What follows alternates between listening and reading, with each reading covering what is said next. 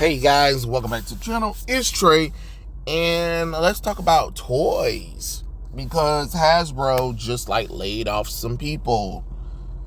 I mean, are we not surprised by that? But I kind of want to bring it. I kind of want to talk about it because even though we know a lot of the toy sales been sitting, a lot of the toys been sitting on the shelves or whatever. It kind of gets me wanting to really talk about toys in general, because seeing as how a lot of Hasbro toys are just literally sitting on the shelf, it is a worryation of what's going to happen later down on the in the future for collectibles and just in toys in general, because the average apparently the average child isn't buying toys like they should. You know what I mean? Especially Hasbro toys. But let's be honest, Hasbro kind of brought it on themselves with some of the decisions that they made, along with producing mostly Marvel stuff after Marvel has destroyed the Golden Goose. I think with toys, because now they're teaming up with Hasbro, with McFarlane Toys about page punchers and stuff like that. It also goes back to remind us what Todd McFarlane has said about the reason why you couldn't do an entire female line of action figures, which something Marvel has done with a few of their franchises lately, where they designed these toys through Hasbro, and most of the figures are female, and it's just like I just don't understand what the hell was you possibly thinking. Like, hey, with the Marvels, you got the three female characters. Okay, that's great and all, but again, they don't look that damn interesting, I think another thing that we need to stop trying to make the action figures look realistic. I rather them look more dynamic and feel than trying to make them look like the actual actors from the thing. Because when I was growing up, even when we did have the movie toys, yeah, they weren't as perfect. They weren't the characters. The face molds could be a little bit better, and I'm glad that we got better at the face mold. But at the same time, the dynamic action figure, like when you're doing female characters, when you're doing male characters, you still want to show off the muscles of the characters. You want to show off the dynamic nature of the characters. I be watching these people who do custom toys. One of my favorite not followers, but people I like to look at, Phoenix, I think it's Phoenix Custom Creation, I believe. I hope I said that user's name correctly. Phoenix Custom Creation, or Phoenix Force Creation, I believe. It's on Instagram, but I'll link it down when I do it. But he does all of these amazing figurines of the action figures, and he does the face mold. He makes the face look amazing, and then sometimes he'll make custom toys and boxes and stuff like that, and actually people commission him with some of his work, and when you see it, he has accessories. That's another thing that we're missing too, is if you're going to ask somebody to pay $20 to $30 for action figure and even more, you need to start having some accessories. We're not even getting accessories anymore, and that's a problem, honestly. And then you're also making toys for characters that nobody asked for. Like, some characters are side bitches for a reason. Not every character deserves a toy. And if you are going to make a side character a toy, they need to be an accessory, not by itself. You get what I'm saying?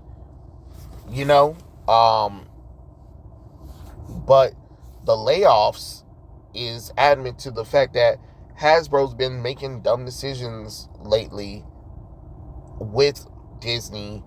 I mean, with some of the toys, because some of them are half-ass toys. There's barely any accessories with it. Like I said, since they're teaming up with Marvel, Marvel has literally killed Star Wars, Indiana Jones, X-Men, Fantastic Four, Marvel, and yet what are they releasing right about now? Oh, they're releasing a collection of Days of Future Past for the X-Men and X-Men 97. You can't sell that shit. And the original 90s X-Men, back in the day, oh man, it was hard to get it was hard to get those toys. Now they got those toys and don't nobody want them because of what Disney has done to the brand, you know? Then the overabundance of certain toys like the Rose Tico, the Admiral Holdo, the Rey, the Old Man, the older versions of Han, Luke, and Leia, old Indiana Jones. But it's just like, how can you expect people to buy these toys when first off the movies are terrible, which turns off the audience, and then y'all expect people to buy them? Okay, well, if you want me to buy your toys, then you need to actually, I don't know, make them affordable. Because if your target audience is children, because you want children to buy these toys, and you want parents to buy it, I'm sorry, parents aren't going to buy $20-something action figure for characters that don't look all that impressive. I'm being honest. You probably would have got a better sale if they started off at $5, maybe. I'm just being honest. Like, if you really want to talk about, making some profits or sales for some of these characters, then they shouldn't have to go to Ollie's first in order for them to have a discount. They should be clearance already. And when I mean clearance, I don't mean 30% off. I mean, if it's $20 or $12, cutting it down a quarter to like, oh, it's $11.54 or it's $15.75. That ain't nothing. That ain't nothing. You clearly don't want no money.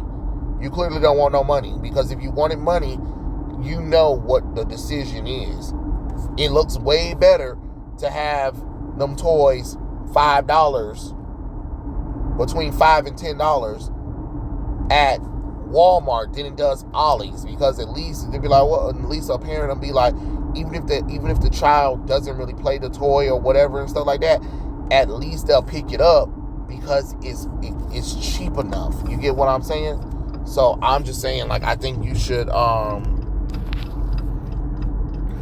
try that out more so than anything else. I mean, that will make more sense, because subconsciously you want people to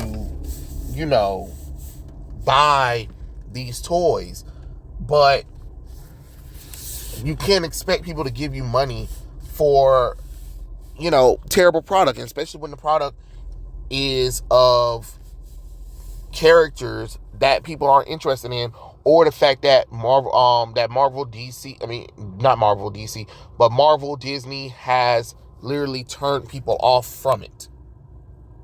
And now what? People are losing their jobs, and now y'all trying to team up with Todd McFarlane to make some sales. But again, the real thing is, when are you going to listen to the customers? They've already complained about the molds that you guys sometimes use for the action figures. They already complained about you're not giving enough for the price that you're asking for. And some people do think it's expensive.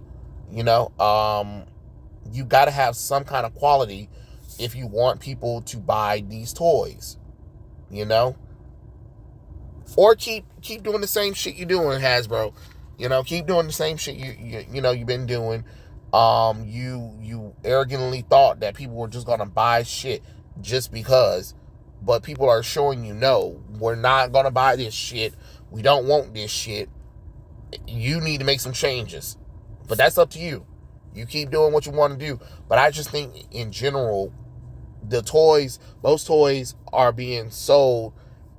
I mean, most people who are buying toys are collectors, not really kids, because it's not interesting anymore. And I mean, don't get me wrong, Todd McFarlane's doing a great job with the DC stuff, even if I think that some of those toys are just a tidbit expensive, but that's just my personal opinion. Like I said, I just think toy sales in general, even with collectible stuff as well, you can't increase the prices and expect more people to come in, especially when we're in a recession. You want people to buy stuff, then guess what? You have to come down on shit. I don't understand why people think that if you increase the shit more, that you'll get better quality. No, that's not how the fuck this shit work. It's dumb. Drop the damn prices for the shit, have better quality, and maybe, and just maybe, you'll get you'll get some money. But that's just my personal opinion. Tell me what you guys think in the comments below, and I'll catch you guys later. Peace out.